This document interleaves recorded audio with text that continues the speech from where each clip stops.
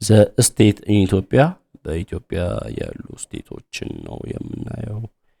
In grade 9 you were taught about different autocratic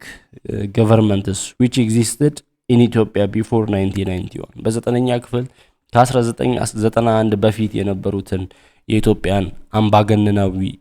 መንግስቶች ለማየት ሞክረናል። These governments were repressive because the human rights of the people were seriously violated. እነዚህ መንግስታት ሪፕሬሲቭ ናቸው፣ የሚጫኑ ናቸው ወይንም ጨቋኝ ናቸው። ለምን የሰባዊ መብት ምን የሆነ ነው? violated የተጣሰ ነው።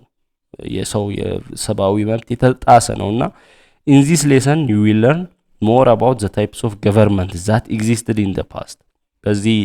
ሌሰን ደግሞ ድሮ የነበሩትን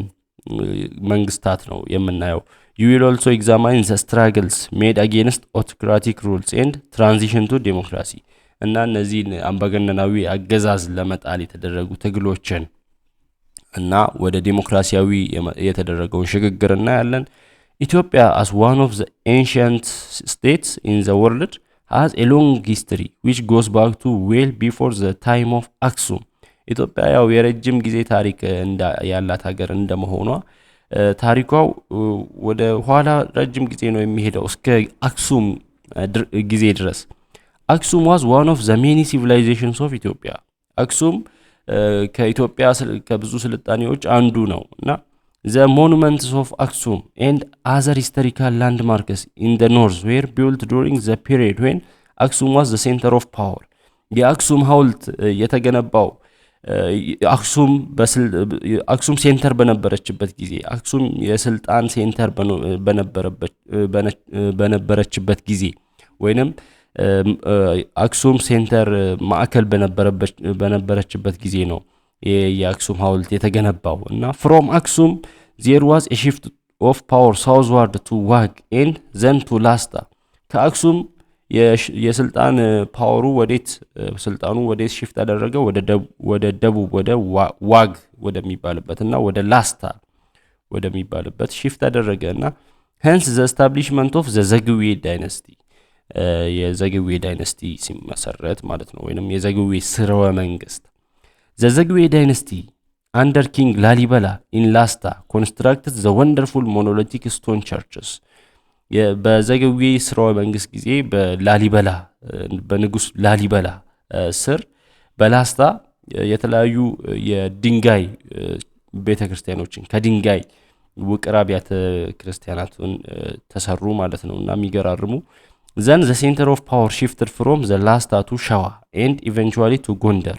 ከዛ በኋላ አሁንም ስልጣን ወዴት? ከላስታ ወደ ሸዋ ከዛ በኋላ ወደ ጎንደር መጣ ማለት ነው። For a long time Gondar was the power center. ለረጅም ጊዜ ጎንደር የስልጣን ማዕከል ነበረች። The kings of Gondar constructed the imperial castles. የጎንደር ነገስታት ካስትሎችን ግንቦችን ይገነቡ ነበር። Many of these castles are found in the center of Gondar itself. አብዛኞቹ ካስትሎች አብዛኞቹ ግንቦች የሚገኙት አሁንም በጎንደር ላይ ነው። There are a number of castles outside the city and as far away as the western side of Lake Tana. ከከተማው ውጪም የተለያዩ ግንቦች አሉ እና እስከ ሌክ ጣና ከሌክ ጣና እስከ ምዕራባዊው ክፍል ድረስ። One such castle is Susinius castle. አንዱ ግንብ የሱሲኒዮስ ግንብ የሚባለው ነው። The coming into existence of the modern Ethiopian state is more closely related to and dependent on the events that took place in the 19th and 20th century. ወደ ዘመናዊው የኢትዮጵያ ግዛት ወይንም የኢትዮጵያ አገዛዝ መምጣት ከምን ጋር የተያያዘ ነው? በ19ኛው እና በ20ኛው ክፍለ ዘመናት በተደረጉ ድርጊቶች የመጣ ነው ዘመናዊው የኢትዮጵያ የመጣቸውና the three empire builders of the 19th century played a significant role to bring back and reunite some of the ancient parts, consolidate and expand Ethiopia to its present form. እና ኢትዮጵያን በመሰብሰብ ሂደት ሪዩናይት በማድረግ ሂደት የተበተኑትን በማምጣት ኢትዮጵያን አንድ በማድረግ አሁን ያለችዋን ኢትዮጵያን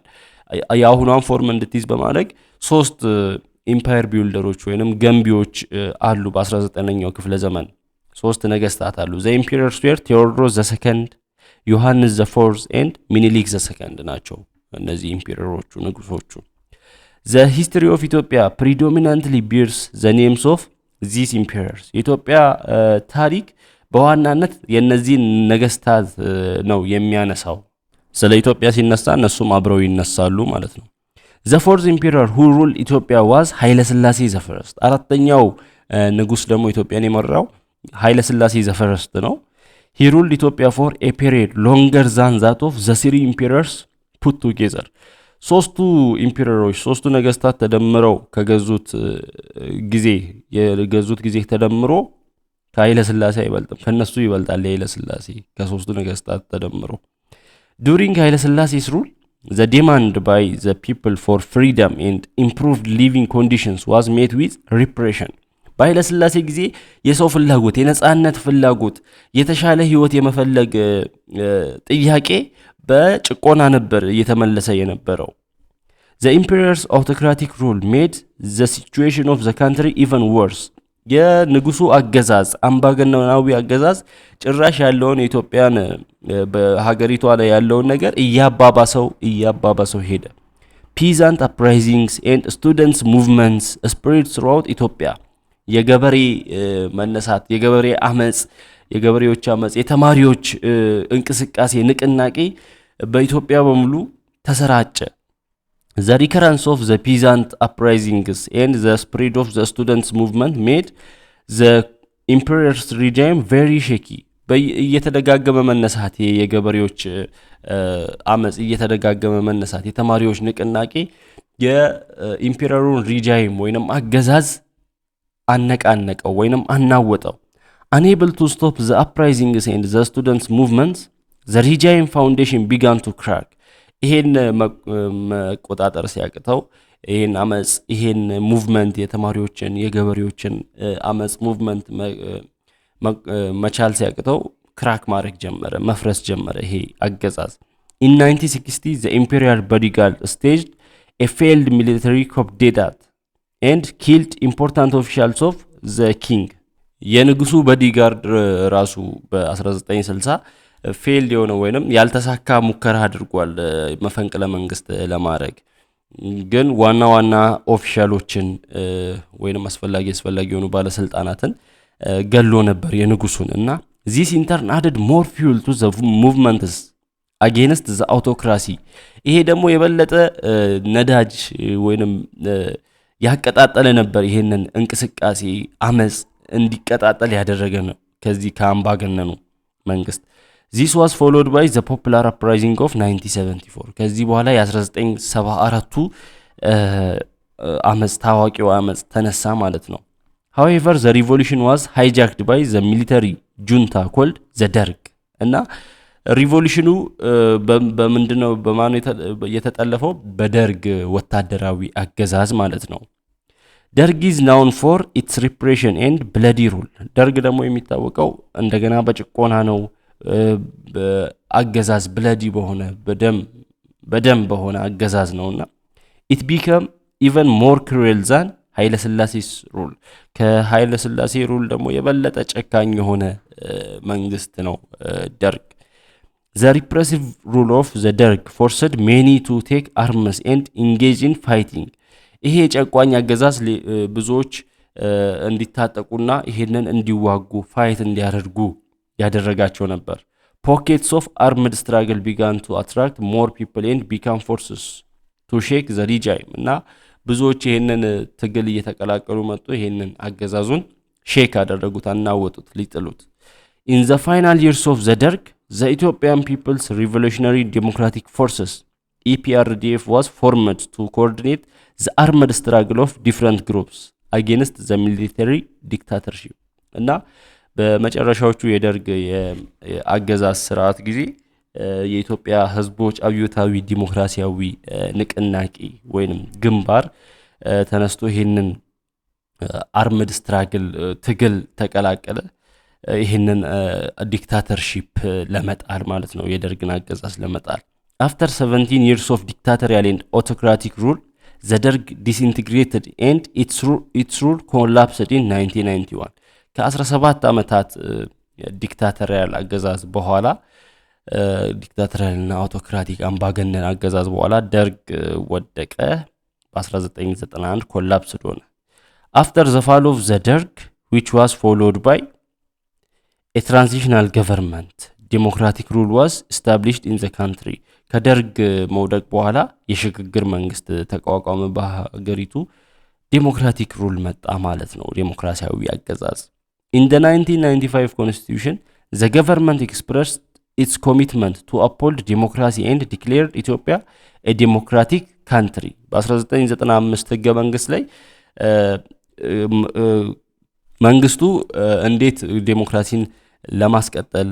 ኮሚትመንት እንዳለው አሳየ እና ኢትዮጵያን ዴሞክራሲያዊ ሀገር ብሎ ጠራ hence the Federal Democratic Republic of Ethiopia FDRE was set up ስለዚህ የኢትዮጵያ ፌደራላዊ ዴሞክራሲያዊ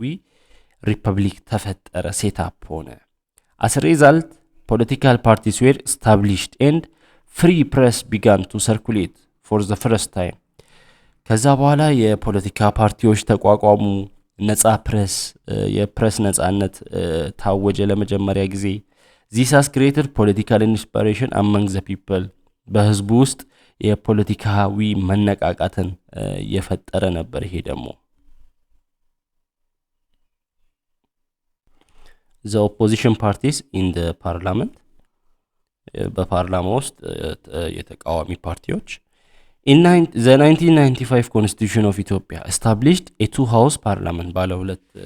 house parliament ነው ያቋቋመው የ1995 ህገ መንግስት እሱም the house of people representatives የህዝብ ተወካዮች ምክር ቤትና the house of federation የፌዴሬሽን ምክር ቤት constituting the Ethiopian parliament members of the HPR the legislative body are elected by the people እነዚህ የኤችፒአር መንበሮች የህዝብ ተወካይ ምክር ቤት ከህዝቡ ነው የሚመረጡት ወይንም የሚመረጡት በህዝቡ ነው those elected to the HPR are members of the ruling party and the opposition party የህዝብ ተወካዮች ምክር ቤት ውስጥ ያሉት አባላት የገዢው ፓርቲ እንዲሁም የተቃዋሚ ፓርቲ ስብስቦች ናቸው የተለያዩ ሰዎች አሉበት for the opposition parties to make a difference they need to have many more members in the parliament ስለዚህ የተቃዋሚ ፓርቲ ስራ እንዲኖረው ወይንም ጉልበት እንዲኖረው ምን መሆን አለበት ብዙ ተቃዋሚዎች መኖር አለባቸው ፓርላማ ውስጥ for democracy to hold in society parties in opposition should be strong to influence the policies of the ruling party ዴሞክራሲ በሀገሪቷ ላይ በደንብ እንዲኖር በማህበረሰብ ውስጥ በደንብ እንዲኖር የተቃዋሚ ፓርቲዎች ጠንካራ መሆን አለባቸው የገዢውን ፓርቲ አሰራር በደንብ መገምገም ኢንፍሉዌንስ ማድረግ ተጽዕኖ ማሳደር አለባቸው ስለዚህ ኢትዮጵያ has a long history but a great deal was not recorded